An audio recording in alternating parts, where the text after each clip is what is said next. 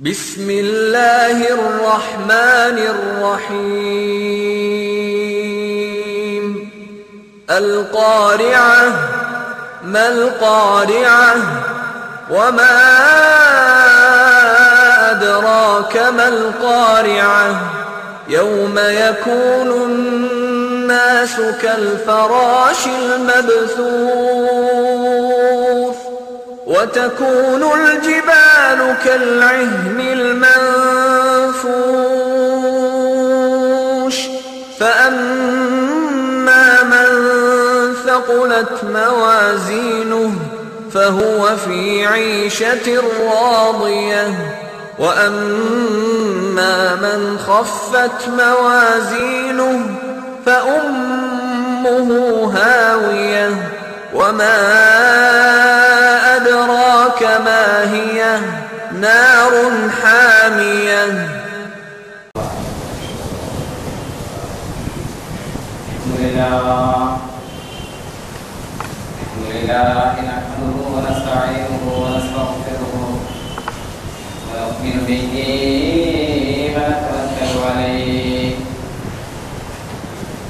ونعوذ بالله من شرور أنفسنا ومن سيئات أعمالنا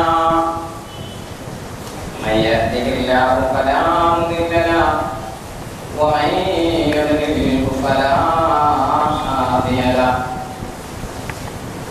ونشهد أن لا إله إلا الله وحده لا شريك له ونشهد أن سيدنا محمدا عبده ورسوله اللهم صل وسلم وبارك عليه بسم الله الرحمن الرحيم سبحانك لا علم لنا إلا ما علمتنا إنك أنت العليم الحكيم توفيقي إلا بالله عليه توكلت وإليه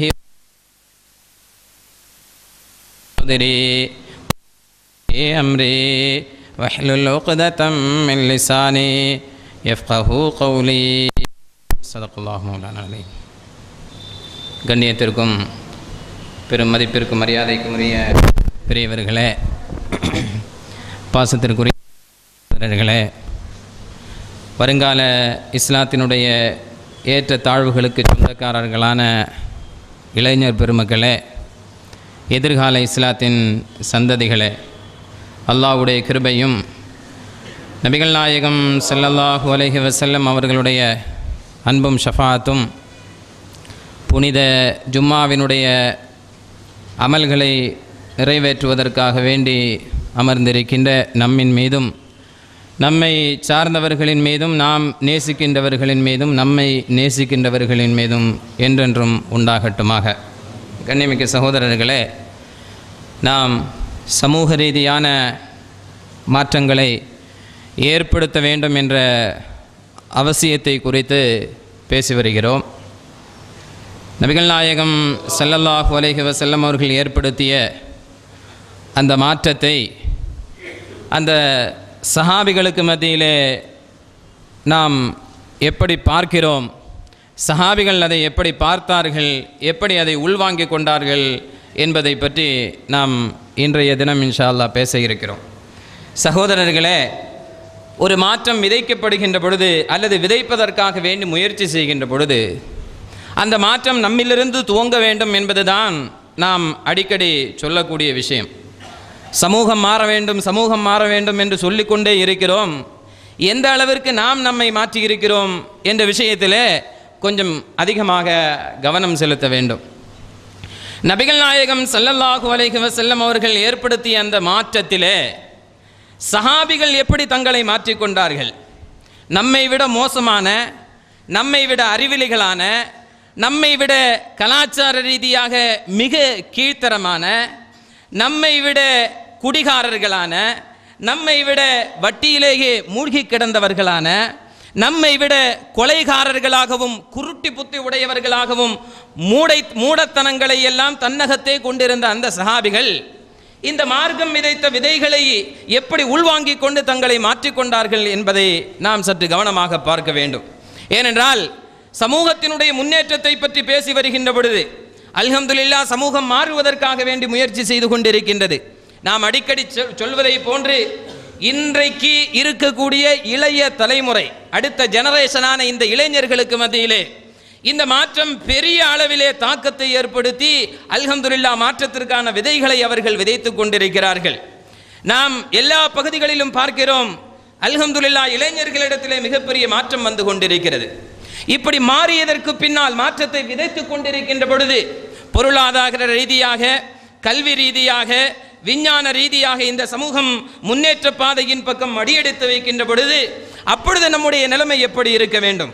ஏனென்றால் ஒரு காலத்தில் மிகவும் பின்தங்கியிருந்த பலஸ்தீன், அந்த பலஸ்தீன் இஸ்லாத்தை தழுவியதற்கு பின்னால் பலஸ்தீன் அடைந்த முன்னேற்றம், ஈராக், பக்தாத் என்ற நாகரீகத்தினுடைய பிறப்பிடமாக இருந்த அந்த பக்தாத் இஸ்லாமிய கலாச்சாரத்தின் கீழ் கொண்டு வந்து உலகத்திற்கே கலாச்சாரத்தை, நாகரீகத்தை போதித்து கொடுத்த, இன்னும் சொல்ல போனால் இன்றைய தினம் நாகரீகத்தின் உச்சகோடியில் நாங்கள் தான் இருந்து கொண்டிருக்கிறோம் என்று சொல்லக்கூடிய ஐரோப்பியாவிற்கு கூட கலாச்சாரத்தை போதித்து கொடுத்த ஈராக், ஐரோப்பாவை பற்றி குர்ஆன் சொல்கிறது, இன்றைக்கு மேற்கத்திய கலாச்சாரம், வெஸ்டர்ன் கலாச்சாரம் என்று நம்மில் சில பேர் பின்பற்றி கொண்டிருக்கக்கூடிய அந்த ஐரோப்பா எப்படி இருந்தது?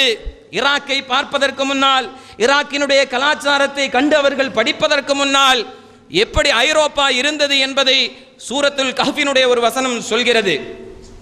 ஹத்தா இதா பலக பைன ஸத்தைனி வஜத மின் தூனிஹிமா கௌமன் லா யகாதுன யஃகஹூன கௌலா. துல்கர்னைன் அலைஹிஸ்ஸலாத்து வஸ்ஸலாம் அவர்களுடைய பயணத்தை பற்றி நமக்கெல்லாம் குர்ஆனிலே சொல்லப்படக்கூடிய வரலாறுகளிலே மிக முக்கியமானது ஒரு வரலாறு துல்கர்னைன் அலைஹிஸ்ஸலாத்து வஸ்ஸலாம் அவர்களுடைய பயணம்.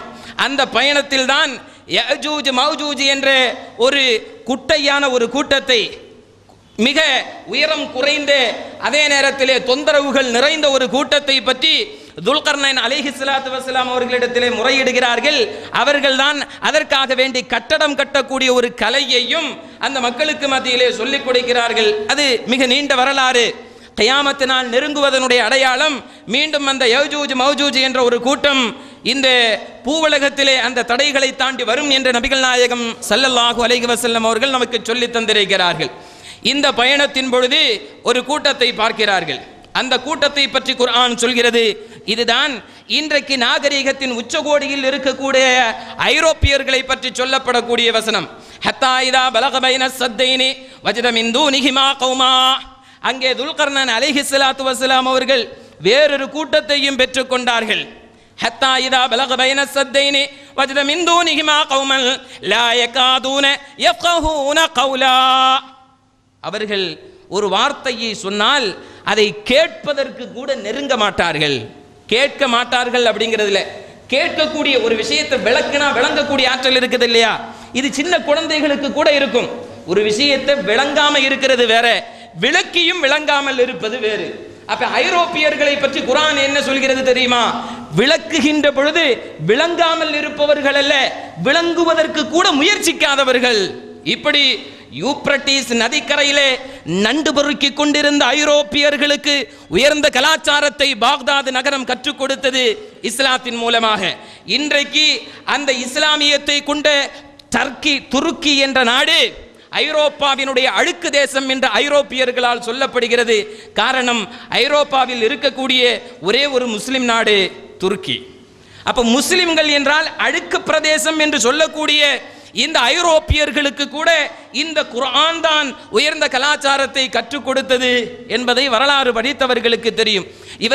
இவர்களுக்கெல்லாம் கலாச்சாரத்தை கற்றுக் கொடுத்த ஈராக், பலஸ்தீன், ஆப்கான், எகிப்து, சிரியா போன்ற நாடுகள் இன்றைக்கு சின்ன பின்னமாக சிதறி போவதற்கு காரணம் என்ன தெரியுமா?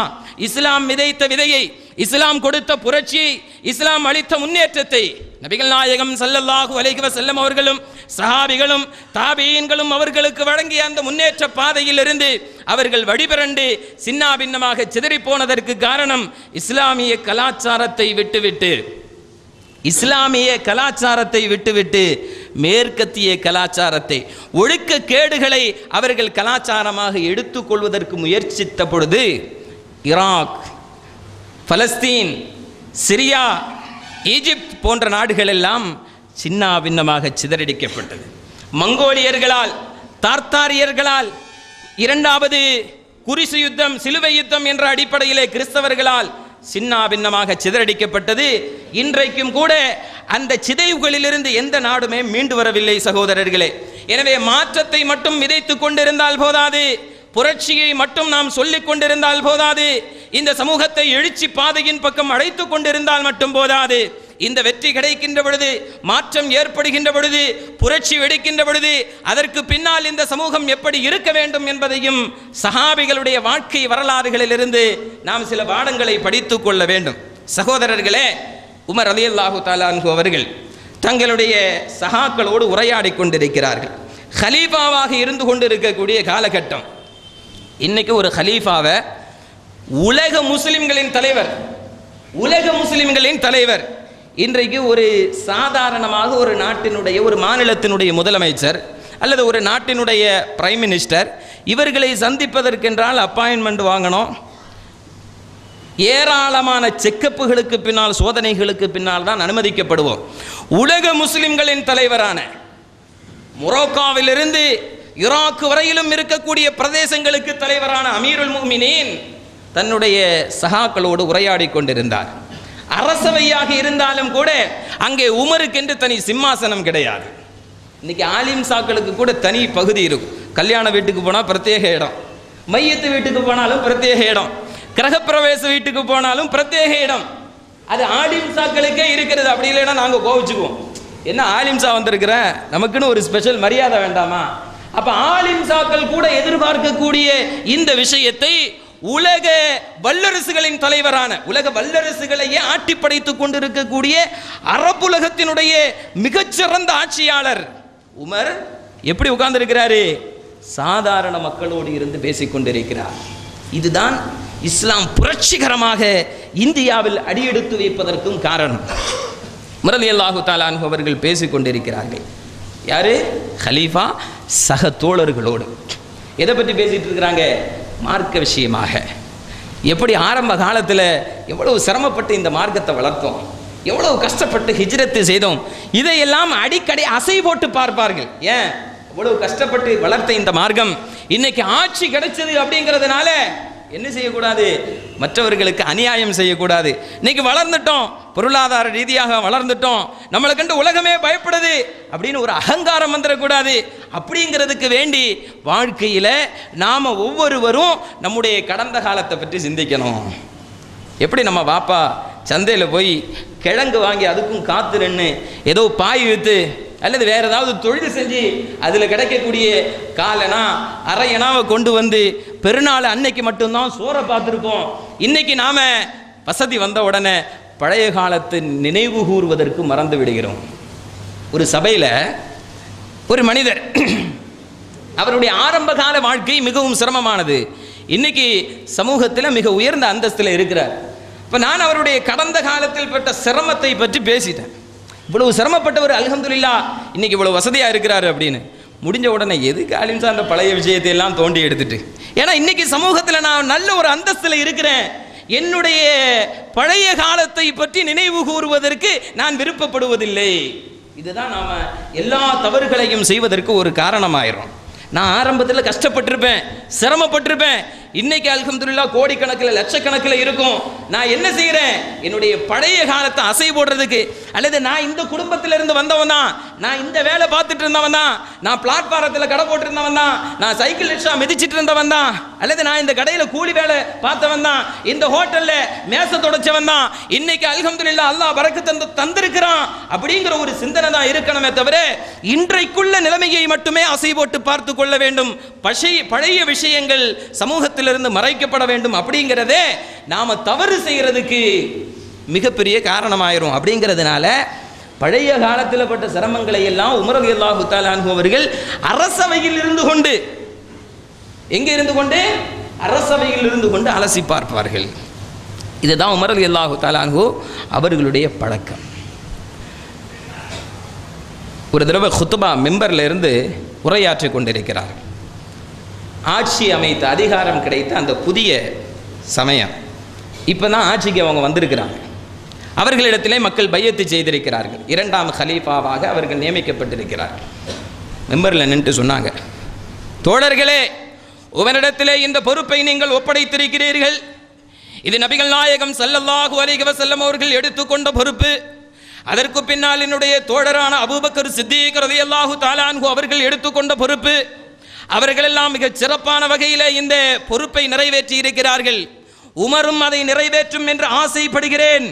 ஒருவேளை இந்த பொறுப்பிலே உமர் ஏதாவது தவறு செய்தால், ஏதாவது அநாகரீகமாக அநியாயமாக நடந்து கொண்டால், அபூபக்கர் சித்திக்கும் நபிகள் நாயகம் ஸல்லல்லாஹு அலைஹி வஸல்லம் அவர்களும் எப்படி இந்த பொறுப்பை சரியாக நிறைவு செய்தார்களோ அதற்கு மாற்றமாக உமரிடத்திலே இருந்து ஏதாவது உங்களுக்கு தென்பட்டால், தோழர்களே, நீங்கள் எந்த இடத்திலும் பார்க்க வேண்டாம், உமரை தட்டி கேட்பதற்கு உங்களுக்கு சம உரிமையை தந்திருக்கிறேன். வாளெடுத்து கூட நீங்கள் என்னிடத்திலே வினவலாம், கேள்வி கேட்கலாம். அப்படிங்கிற ஒரு ஜனநாயக உரிமையை உலகத்திற்கு முதலில் எடுத்து வைத்தது யாரு? நான் அரசவையில் நிற்கிறேன்னு பார்க்காதீங்க, குத்துபா மெம்பர்ல நிற்கிறேன்னு பார்க்காதீங்க. என்னிடத்தில் ஏதாவது ஒரு தவறு தென்பட்டால் வாள் எடுத்துட்டு கேளுங்க. இப்படி சொன்ன உடனே, சொன்ன அடுத்த நிமிஷம் உமர் ஏதோ ஃபார்மாலிட்டிக்கு தானே சொல்றாரு. சரி, உமர் அவர் ஒரு ஹலீஃபா, அவர் ரொம்ப தக்குவானவான ஆளு, பயபக்தி உடைய ஆளு சொல்றாரு அப்படின்னு சஹாபிகள் விடல. உடனே ஒரு தோழர் எழும்பினார். எழும்பிட்டு, உமரே, நாங்கள் எல்லாம் ஒரு உடை அணிந்திருக்கிறோம், நாங்கள்லாம் ஒரு ட்ரெஸ் போட்டிருக்கிறோம், நீங்க என்ன 2 ட்ரெஸ் போட்டிருக்கிறீங்க? உடனே கேட்டார் ஒரு தோழர். இப்போ ட்ரெஸ்ஸில் கூட வித்தியாசம் காட்டக்கூடாது. ஹலீஃபா இந்த நாட்டினுடைய ஜனாதிபதி உடை ரீதியாக கூட வித்தியாசப்படக்கூடாது. ஏனென்றால் நபிகள் நாயகம் ஸல்லல்லாஹு அலைஹி வஸல்லம் அவர்களை சந்திக்க வந்திருந்த எல்லா யூத கிறிஸ்தவ தலைவர்களும் வந்த உடனே கேட்பது தோழர்களிடத்திலே, குடுமி இருக்கக்கூடிய சஹாபிகளிடத்திலே, ஐயுக்கும் முஹம்மது, உங்களிலே முஹம்மது யார்? ஸல்லல்லாஹு அலைஹி வஸல்லம். சலாத்தினுடைய வேகம் குறையக்கூடாது சகோதரர்களே, என்றால் நபியோடு உள்ள பாசம் குறைகிறது என்ற அர்த்தம். உலகத்திலே எல்லோரையும் நேசிப்பதை விட மிகச் சிறந்த ஒரு நேசம் நபிகள் நாயகம் ஸல்லல்லாஹு அலைஹி. அந்த நேசத்தினுடைய எஃபெக்ட் குறைஞ்சதுன்னா சலவாத்தினுடைய எஃபெக்ட் குறையும். ஒரு கட்டத்திலையும் அந்த நேசத்தை குறைய விடவே கூடாது. ஏனென்றால் சஹாபிகளில் நிறைய பேர் நபிகள் நாயகம் ஸல்லல்லாஹு அலைஹி வஸல்லம் அவர்கள் கேட்பார்கள், அவர்களுக்காக வேண்டி பணிவிடை செய்கின்ற சஹாபிகளிடத்திலே உங்களுக்கு என்ன வேண்டும்? நபிகள் நாயகம் ஸல்லல்லாஹு அலைஹி வஸல்லம் அவர்கள் துஆ செய்தால் நிச்சயம் அது கிடைக்கும். அவர்கள் எந்த சஹாபிகளுமே எனக்கு பொருளாதாரம் வேண்டும், எனக்கு திருமணம் செய்ய வேண்டும், எனக்கு தொழில் செய்ய வேண்டும், எனக்கு வியாபாரம் செய்ய வேண்டும் என்று எந்த சஹாபிகளுமே கேட்டதில்லை.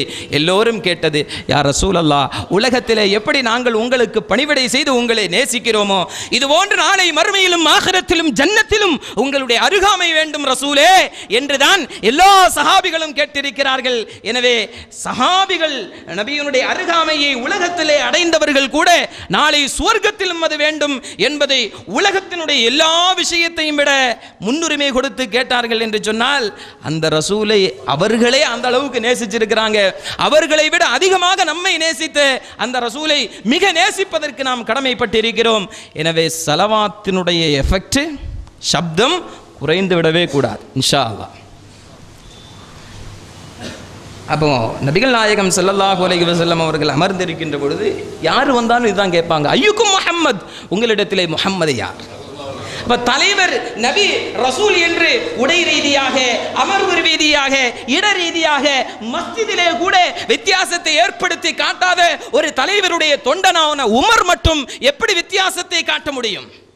இன்னைக்கு ஆலிம்சா, ஒரு சபையில் ஆலிம்சா யாருன்னா தெரியும், பெரிய ஜுப்பா அல்லது தொப்பி, தலப்பா, தாடி, அதுக்கு மேலே கோர்ட்டு இப்படியெல்லாம் போட்டுட்டு வந்து உட்கார்ந்தாச்சுன்னு சொன்னால் யாருமே இவர் தான் ஆலிம்சா தெரிஞ்சு போகும். உடை ரீதியான வித்தியாசம். தலைவர் யாருன்னு கேட்டால் தெரிஞ்சு போகும், ஸ்பெஷல் சேர் அவருக்கு இருக்கும். இப்படியெல்லாம் வித்தியாசத்தை நாம் ஏற்படுத்தி கொண்டிருக்கிறோம். அப்போ உமர் 2 ட்ரெஸ் போட்டிருக்கிறாரு, ஒரு மேலாடையின் கீழ் மற்றொரு ஆடை தெரிகிறது. அதனால் அவர் கேட்டார். முதல் கேள்வி, ஆட்சி அதிகாரத்தை ஏற்றுக்கொண்டவுடன் உமரிடத்திலே கேட்கப்பட்ட முதல் கேள்வி, 2 ட்ரெஸ், நாங்கள்லாம் ஒரு ட்ரெஸ் போட்டிருக்கிறோம், நீங்கள் மட்டும் 2 ட்ரெஸ் போட்டிருக்கிறீங்க. உமர் சொன்னார், இதற்கு என்னுடைய மகன் அப்துல்லா விளக்கம் சொல்லுவார். இப்போ அப்துல்லா எழும்பினார், தோழர்களே, இது போர்க்களத்திலிருந்து கிடைத்த கனிமத்து பொருள், எதிரிகள் விட்டு சென்ற அல்லது எதிரிகள் ஒப்படைத்த பொருட்களை பங்கிட்டு கொடுப்பது வழக்கம். அப்படி எனக்கும் உங்களுக்கு எல்லோருக்கும் கிடைத்தது போன்று எனக்கும் ஒரு உடை கிடைத்தது, என்னுடைய தந்தைக்கும் ஒரு உடை கிடைத்தது. அப்படி என்னுடைய தந்தை உமருக்கு கிடைத்த உடை கிழிந்திருந்தது. பங்கு வைக்கிறதே யாரை தான் பங்கு வைக்கணும்? உமர் தான், ஜனாதிபதி தான் பங்கு வைக்கணும். பங்கு வைக்கக்கூடிய